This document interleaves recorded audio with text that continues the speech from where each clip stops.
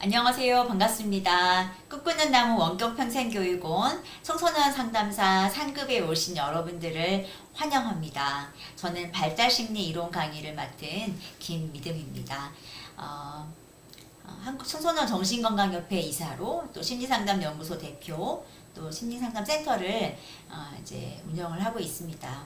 청소년들 매일 만나고 있고요. 또 부모님들, 성인들, 개인 상담, 가족 치료, 부부 상담 많이 하고 있는데요. 자, 이 과정은 여러분도 이제 아시겠지만 청소년 상담사 상급 시험을 준비하는 과정입니다. 그래서 저희가 이렇게 무슨 깊이 있게 통찰하고 이해하고 골몰이 생각하고 사례 하나하나를 적용하고 이런 시간이 아니고요. 시험을 준비하기 위한 과정입니다. 여러분이 한 번에 합격하실 수 있도록 제가 가진 노하우들을 많이 전달을 좀 하려고 합니다. 첫 번째 노하우는 저도 이런 시험들 제 기억으로는 한 번에 합격했는데요. 자, 이론 강의를 먼저 듣기 전에 기출을 먼저 풀어라. 다 푸실 필요는 없고요. 그래도 한 해, 두 해 정도는 풀어보셔라 라고 부탁을 드려요. 왜냐하면 이게 시험이다 보니까 어느 정도의 난이도가 있는지 또 어떤 식으로 출제가 되는지 이런 것들을 여러분 파악을 하고 이론을 듣는 거랑 전혀 파악되지 않은 상태에서 이론 강의를 듣는 건 정말 다릅니다. 네, 그래서 이 정도로 나오겠구나 이렇게 예상을 하고 보셔야 될 것 같고요. 또 하실 수 있으면 문제를 풀어보시기를 부탁을 드립니다. 여러분이 내가 어느 정도 알고 있는지 또 어떤 부분은 전혀 모르는지 이런 것들을 파악하실 수 있으면 좋겠습니다. 자, 그래서 그런 것들 좀 부탁을 드리고요. 아시겠지만 한 과목이 이렇게 40점 이하 과락이 나오면 안 되는 거 알고 계시죠? 전략적으로 내가 너무 어렵게 느껴지는 과목은 40점 이상은 맞도록 이렇게 준비를 해주시고 또 전체 평균이 60점 넘어야 되는 거 알고 계시죠? 그래서 전체 평균이 이제 끌어올릴 수 있는 전략 과목, 그래서 그런 과목들은 또 고득점을 할 수 있도록 준비를 하셔야 되지 않을까 생각이 듭니다. 자, 그러면 기출을 풀고 오세요.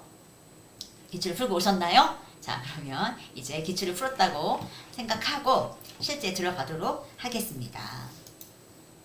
자, 이제 쭉 이제 강의안을 보시면 강의안에 빨간색 별표들이 있어요. 그래서 빨간색 별표가 나오면 중요하구나. 여기서 한 문제는 나오겠구나. 이런 생각을 가지고 이제 보시면 좋겠어요.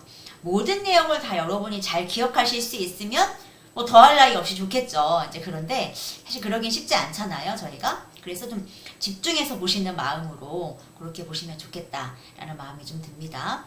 자, 첫 번째 빨간 별표가 나왔습니다. 발달 심리학이다 보니까 발달에 대한 의미를 정확히 아실 필요가 있고요. 자, 발달의 의미 볼까요?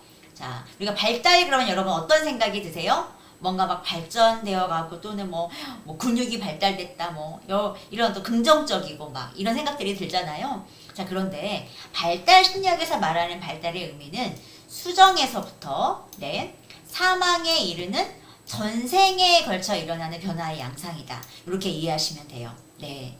그래서 좀 되게 포괄적인 의미를 가지고 있죠. 변화의 양상과 과정을 조작적으로 기술하면 어떤 특징의 양적 증대와 구조의 정밀화, 기능의 유능화를 다 포함하는데 여기 보면 이들 특징에 부정적인 변화, 퇴화되고 쇠퇴하고 노화 이런 모든 과정들까지 포함된다. 그래서 지적, 정서, 신체적인 전반적인 전인적인 측면에서의 변화를 다 포괄한다. 이렇게 이해하시면 되고요. 유전과 환경의 상호작용에 의한 분화와 통합의 과정 이것도 이해하셔야 되겠습니다. 양적, 질적 변화, 상승적, 하강적, 퇴행적 변화 이 모든 것들이 다 발달의 의미에 속한다. 이렇게 이해하실 수 있겠습니다. 자, 발달의 의미 되셨을까요? 자, 발달과 유사한 개념이 있어요. 발달과 유사한 개념은 어떤 것들이 있을까요? 자, 성장 있습니다. 성장은 신체 크기가 증대되고 근육이 증가하는 양적인 확대 이런 걸 의미합니다. 그래서 성장했다, 키가 성장했다, 근육이 성장했다 이렇게 말할 수 있겠죠. 자, 성숙은 뭘까요? 성숙은 인간의 내적인 유전적 기저의 작용에 의해서 네, 체계적이고 규칙적으로 진행되는 신체 변화, 심리적인 변화, 이제 이런 것들을 그러니까 유전적으로 아예 가지고 태어나는 것들이잖아요. 2차 성징 어떤 게 있어요? 청소년기 되면, 사춘기 되면, 네, 여성들은 가슴, 엉덩이 발달하고 또 남자 아이들은 수염도 나고 목소리도 굵어지고 근육 발달하고 이렇죠? 네. 그래서 이제 발달과 유사한 개념들 중에 성숙기다. 이렇게 이해하시면 되겠습니다. 자, 학습이 있어요. 학습은 후천적으로 변화의 과정. 네, 어떤 그 훈련이나 연습과 같은 외부 자극에 의해서 이제 그런 변화의 과정을 학습이다. 네, 이제 생후에 후천적으로 일어나는 변화라고 볼 수 있겠잖아요. 그렇게 이해하시면 되겠습니다.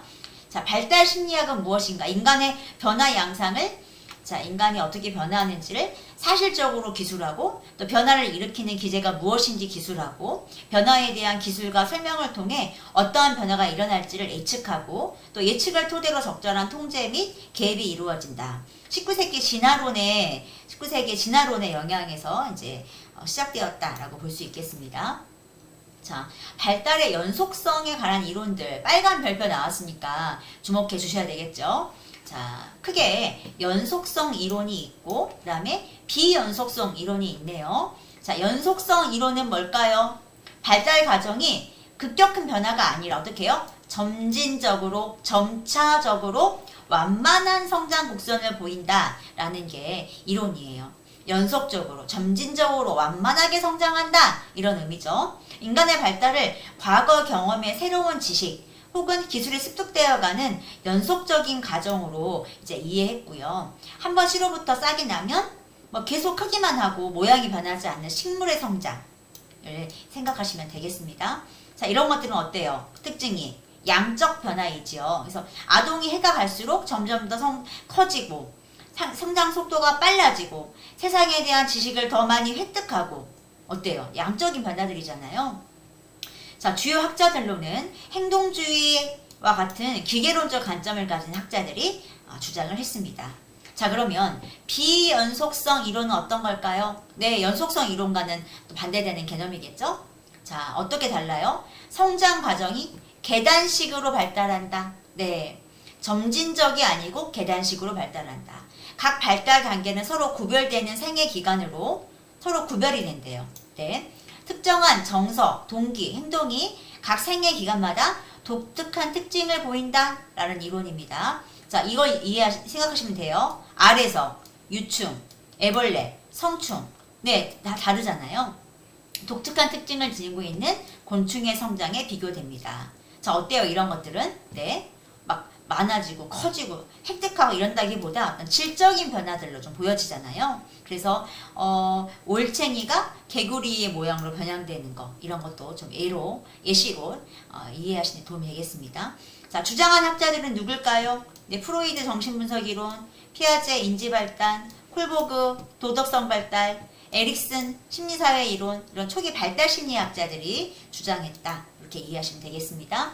자, 발달의 원리 있네요. 발달의 원리도 어떻게 해요? 빨간 별표 붙었죠? 자, 발달의 원리 이 9가지 쭉 다 기억하시면 좋겠어요. 자, 첫 번째 일정한 순서와 방향성이 있다 그랬어요. 어떤 순서가 있을까요? 상부에서 하부로, 위에서 아래로죠. 중심에서 말초로, 가운데서 끝으로, 전체에서 특수운동으로 네, 세분화되는 거죠. 미분화 운동에서 분화 운동으로, 일반적인 것에서 구체적인 것으로, 절대적인 것에서 상대적인 것으로, 외적 통제에서 내적 지배로 진행되어진다. 이런 것들 이해해 놓으셔야 되겠습니다. 자, 연속성, 발달의 원리 두 번째 연속성입니다. 전생애를 통해 연속적으로 지속되어지지만 발달의 속도는 어떻다? 일정하지 않다. 이렇게 볼 수 있겠습니다. 자, 발달의 원리 세 번째, 유전과 환경의 상호작용. 유전적 요인과 환경적인 요인의 상호작용을 통해서 이루어지는데 성숙과 학습에 의존한다 라고 이제 이해하실 수 있겠고요. 자, 개인 차이가 존재할까요? 네, 발달에는 개인 차이가 존재합니다. 발달의 속도, 진행 정도는 사람마다 차이가 있습니다. 자, 분화와 통합의 과정, 발달은 점진적으로 분화해 가고 전체적으로 통합되어 간다. 자, 신체, 인지, 성격 등 각 측면의 발달은 밀접한 상호작용을 하고 있잖아요. 그래서 발달을 하는데 사실 이런 것들도 서로 통합되어진다. 이렇게 이해하시면 되겠습니다. 자, 점성원리. 점성원리는 뭐예요? 성장하는 모든 것의 기초 안에 부분적인 점처럼 부분적인 발달들을 하는데 특정 단계의 발달은 어떻게 해요? 이전 단계에서 이루었던 성취를 기초로 그걸 더 쌓아서 더 이렇게 쌓아가면서 이루어진다라고 할 수 있겠습니다. 자, 발달에는 어때요? 결정적 시기가 존재한다. 신체 및 심리가 발달하는 가장 용이한 시기가 있고 그 시기를 놓치면 발달 가업 획득의 효율성이 떨어진다. 이렇게 이해할 수 있겠습니다. 자, 8번째. 구조의 변화가 기능의 변화보다 먼저다. 네, 그렇죠. 네. 팔이 부러지거나 뭐 이렇게 이러면 안 되잖아요. 구조, 어떤 큰 구조들가 작은 기능의 변화들보다 먼저라는 거죠. 자, 초기 발달이 이후 발달보다 중요하다. 우리가 생애 초기의 발달이 이후에도 매우 중요한 영향을 미치잖아요. 그렇게 이해하시면 되겠습니다. 자, 발달의 특징 보겠습니다. 자, 발달의 특징, 적기성. 적기성은 뭐죠? 결정적인 시기가 있다. 기초성은 뭐예요? 네, 대부분 초기에 이루어지고 그 초기 발달이 후일 발달에 영향을 미친다. 불가역성. 특정 시기에 발달이 잘못돼 버리면 다시 그것을 교정하고 보충하는 데는 한계가 있다. 네. 자, 누적성은 뭐예요?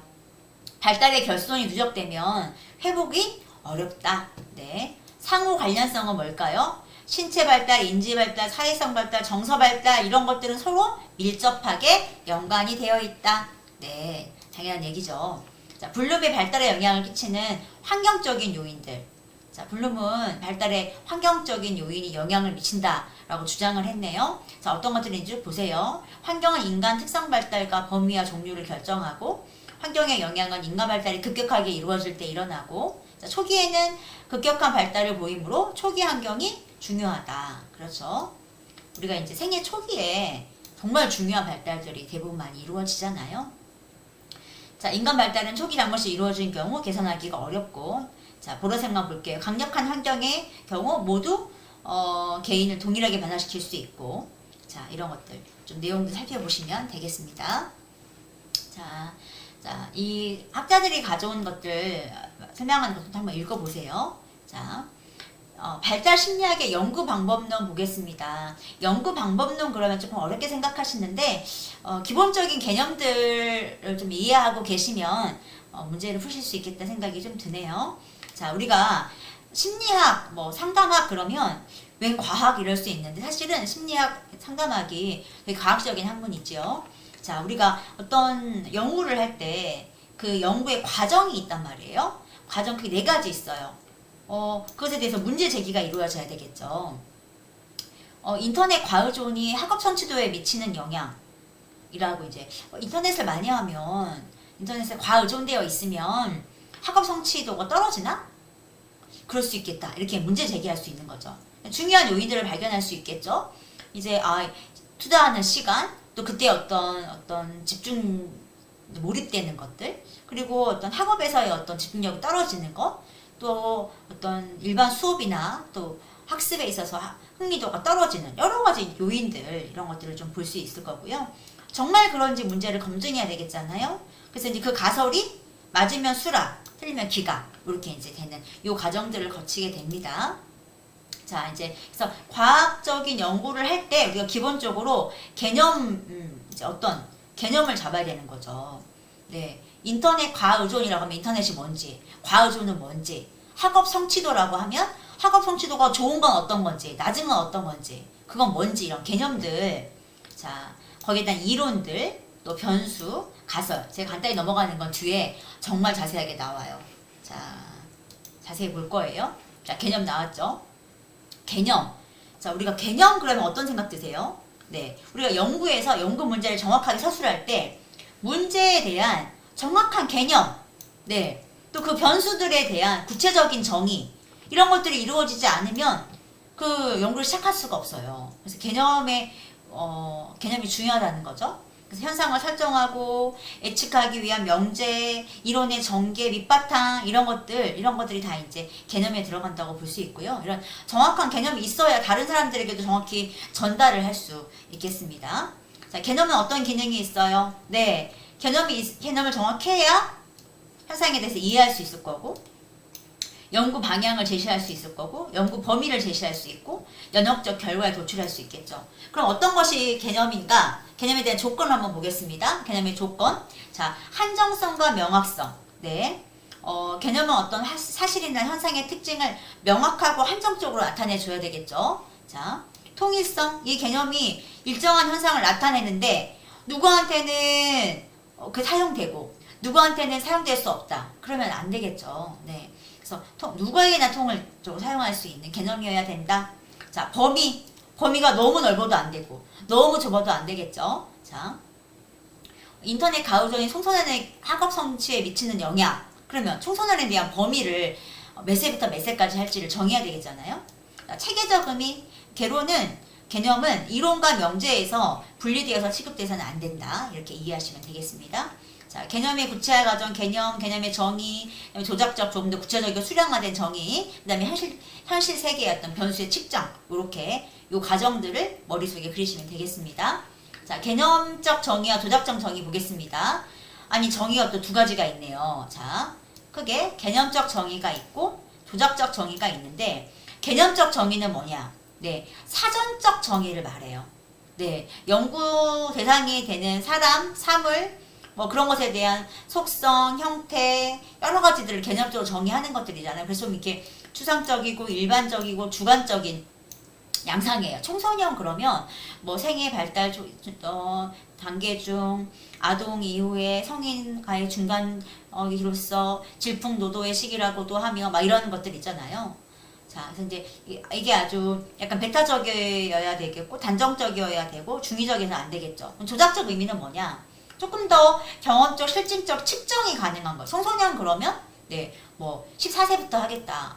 뭐 19세, 만 19세까지 하겠다. 이렇게 그런 어떤 수량화되고 실증 가능한, 그래서 이제 의미를 정확히 전달할 수 있고 또 실용주의적인 측면 이런 것들 좀 볼 수 있겠어요. 그래서 이제 네, 여기서 온도를 수은주에 나타난 눈금 이런 건 이제 조작적 정의잖아요. 이렇게 이해하시면 되겠습니다.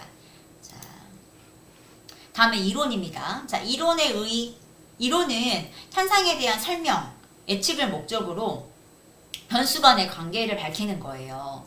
그래서 그 현상에 대한 체계적인 견해를 제공하는 일련의 상호 연결된 개념, 정의, 명제, 또 이론은 네, 체계적으로 연관성을 가진 일련의 진술 이렇게 볼 수 있겠죠.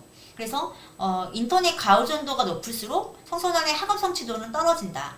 이렇게 이제 결론이 날 수가 있는 거고, 뭐 운동을 많이 하면 체중의 감소가 이루어진다. 뭐 이렇게 할 수도 있겠죠. 그래서 이제 그 변수 간의 관계를 밝히는 거죠. 자, 이론은 어떤 기능이 있는가? 과학의 주요 방향을 결정하고 현상의 개념화 분류, 또 요약할 수도 있고 사실을 예측하고 설명하죠. 또 지식이 확장되어지고 지식이 결함을 지적하기도 한다. 이론의 기능들입니다. 자, 그럼 이 이론을 평가할 때 어떤 기준을 가지고 평가할 것인가? 자, 이 이론이 좋은 이론인지 어떻게 알 수 있어요? 첫 번째 정확성.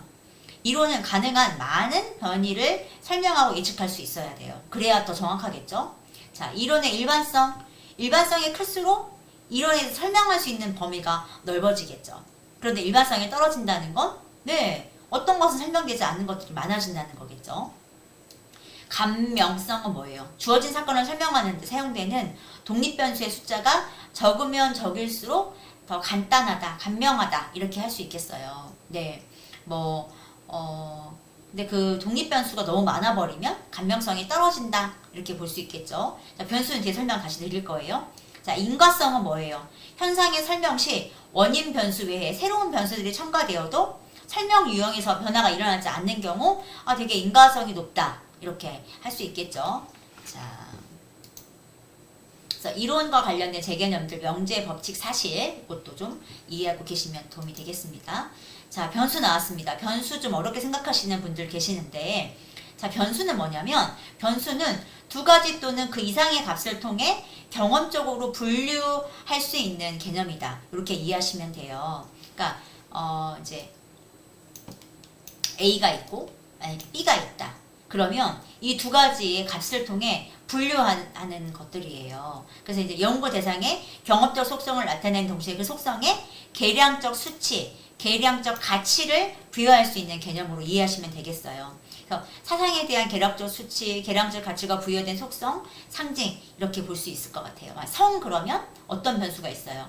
남성, 여성 이렇게 있을 수 있겠죠. 네, 뭐 체중의 변화를 가져오는 변수들은 뭐가 있어요? 운동, 또 뭐 시기, 뭐 기초 대사량, 뭐 성별, 뭐 질병 여러 가지가 있을 수 있겠잖아요. 네, 이렇게 변수들. 학업 성취도에 미치는 영향도 되게 여러 가지 변수들이 있을 수 있잖아요. 이렇게 이제 자 이해하시면 되겠습니다. 변수의 종류가 많아요. 그런데 자 변수의 종류 보겠습니다. 네, 자 변수는 독립 변수가 있고요, 종속 변수가 있고요, 통제 변수가 있습니다. 자 유의하셔야 돼요. 자, 독립 변수는 원인 변수라고도 하고 가설적 변수라고, 설명 변수, 원인 변수, 예측 변수라고도 합니다. 자 만약에 인터넷 가의존이 이제 이게 만약에 A라고 했어요. 네, 이게 이제 A면 네, 자 이제 이게 A면 네, 인터넷 가의존이 학업 성취도에 미치는 영향 이렇게 했을 때 이 A가 어때요? B의 원인이 되죠. 그래서 이 A를 뭐라고 하느냐? 네, 원인적 변수라고 해요. 일정하게 전제된 원인을 가져다주는 기능을 하는 변수잖아요. 그래서 실험 연구에서 독립 변수는 연구자에 의해 조작되는 변수를 의미하고 연구자의 능동적 개입이 아닌 논리적 선행 조건의 개념으로 파악이 되죠. 그렇죠? 자, 그러면은 종속 변수는 뭐냐? 이 B가 종속 변수예요.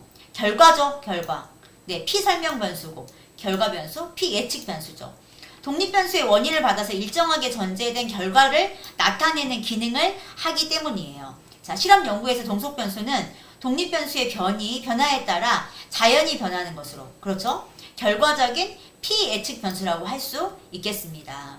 자, 그럼 통제 변수는 뭘까요? 독립 변수 이 A와 종속 변수 B 간의 관계를 명확히 파악하기 위해서 그 관계에 영향을 미칠 수 있는 제3의 변수 요 사이에 네, 요 사이에 생기는 변수 요거를 네, 통제 변수라고 한다. 그래서 이제 한 변수에 대한 통제한다는 것은 그 통제 변수의 각 수준을 따로 취해 독립 변수, 종속 변수의 본래 관계가 통제 변수의 각 수준에서 어떻게 변화되는지를 본다는 것이죠. 자, 조금 더 자세한 내용들은 이제 뒤에 또 더 자세하게 나올 것 같습니다. 자, 보겠습니다. 자, 많죠.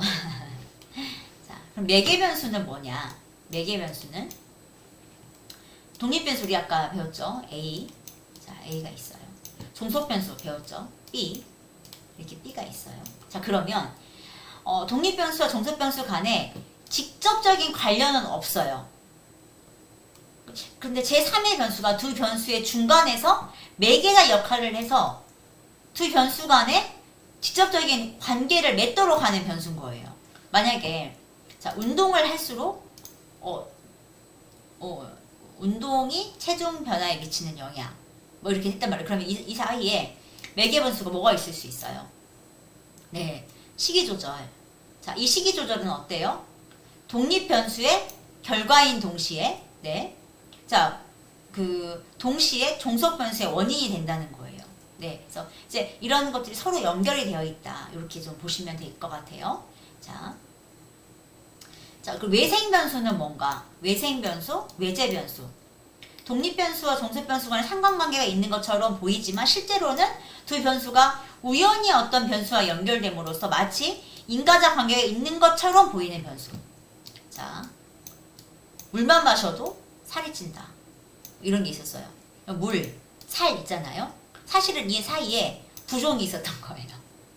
뭐 비범하며 무릎이 쑤신다. 사실 이 사이에 기압이 있었다는 거예요. 이게 외생 변수라고 하는 거예요. 자, 선행 변수는 뭘까요? 선행 변수. 선행 변수는 인과관계에서 독립 변수에 앞서면서 독립 변수에 유효한 영향을 행사하는 변수를 말해요. 선행 변수를 통제해도 독립 변수와 종속 변수 사이의 관계가 사라지지 않지만 독립 변수를 통제하는 경우에 선행 변수와 종속 변수 사이의 관계는 약화되거나 사라질 수 있다. 이렇게 이제 이해하시면 되는데요. 자, 운동을 하면 살이 빠진다. 이렇게 했어요. 근데 선행 변수가 뭐가 있냐면 선행 변수가 기초 대사량이 있는 거예요. 예. 그럼 또 영향을 미칠 수 있는 이런 것들이 있잖아요. 이렇게 이해하실 수 있겠어요? 억압 변수는 뭘까요? 두 개의 변수 간에 상관관계가 있는데 그와 같은 관계가 없는 것처럼 보이게 하는 제3의 변수다. 이렇게 보시면 될 것 같습니다. 자, 왜곡 변수는 뭘까요? 두 변수 간의 관계가 어떤 식으로 왜곡시키는지 제3의 변수인데 두 개의 변수 간의 관계를 정반대의 관계로 나타낸다는 점에서는 억압 변수와는 차이가 있다. 이렇게 이해하시면 되겠습니다. 자, 정적 상관관계는 뭐예요? 네. 아동의 학교 성적이 높아지면 자존감도 높아진다. 정적 상관이죠. 네, 이렇게 이해하실 수 있겠습니다. 자, 가설 나왔어요. 가설은 뭐예요? 둘 이상의 변수, 그렇죠? 또는 현상 간의 관계를 설명할 때 어떻게 해요? 아직 검증되지 않은 명제예요. 네, 이전에 가을존이 학업 성적에 미치는 영향, 운동이 체중 변화에 미치는 영향, 이게 가설이라는 거예요. 가설. 네, 그래서 그 문제들에 대해서 아직 검증할 수 있도록 기술된 잠정적인 응답이다. 네, 그리고 이제 가설은 일반적으로 독립변수와 정속관수 간의 관계의 형태로 설명이 되어지고 잠정적인 설명이다. 네, 이렇게 좀 보시면 되겠습니다. 자, 가설에도 종류가 있어요. 자, 어떤 종류가 있나요? 자, 영구가설이 있어요. 영구가설, 대립가설이라고도 하는데요. 자, 있다. 이걸 기억하세요. 자, 영가설이 있어요. 영가설은 뭐예요? 귀무가설이라고 하는데요. 네, 귀무, 없을무. 자, 없다. 이렇게 이해하시면 돼요. 자, 어떻게 다른가? 연구가설은 연구 문제에 대한 잠정적인 대답이에요. 그래서 연구자가 제시한 작업가설에 해당해요. 자, 경험적으로 검증 가능하도록 진술한 가설로서 흔히 실험적 가설, 과학적 가설이라고도 하는데요. 자, A는 B보다 뭐뭐이다. A는 B와 관계가 있다. 남학생과 여학생 간 성적에는 차이가 있을 것이다. 운동은 체중 변화에 영향을 미칠 것이다. 이렇게 있다. 영향이 있다. 이렇게 하는 게 이제 연구가설이고요. 영가설은 뭔가? 연구가설과 논리적으로 반대 입장을 취하는 가설이에요. 처음부터 그냥 버릴 걸 예상하고 만들어진 가설로서 차이닉 관계가 없거나 의미 있지 않은 경우에 가설에 해당하는 건데요. 이런 거죠. 네, 이건 직접 검증을 거쳐야 하는 가설로서 A와 B는 관계가 어떻게? 없다. 네, 기무가설. 네, 영가설. 없다. 남학생과 여학생과 성적에는 차이가 없다. 운동과 체중 조절 변화에는 영향이 없다. 이렇게 이해할 수 있겠죠. 인터넷 과의점과 학업 성취도에는 영향이 없다. 이렇게 이제 갈 수 있는 거죠. 자, 연구가설, 영가설 이해하셨죠? 자, 가설은 어떤 조건을 갖추고 있어야 될까요? 가설은 이론적인 근거를 토대로 해야 되겠죠. 광범위한 범위에 적용 가능해야 되겠어요. 가치 중립적이어야 합니다. 조건문 형태의 복문으로 나타나야 되겠습니다. 자, 이제 가설까지 했고요. 2강에서는 표집을 다루도록 하겠습니다. 자, 첫 번째 시간 여기까지 하겠습니다.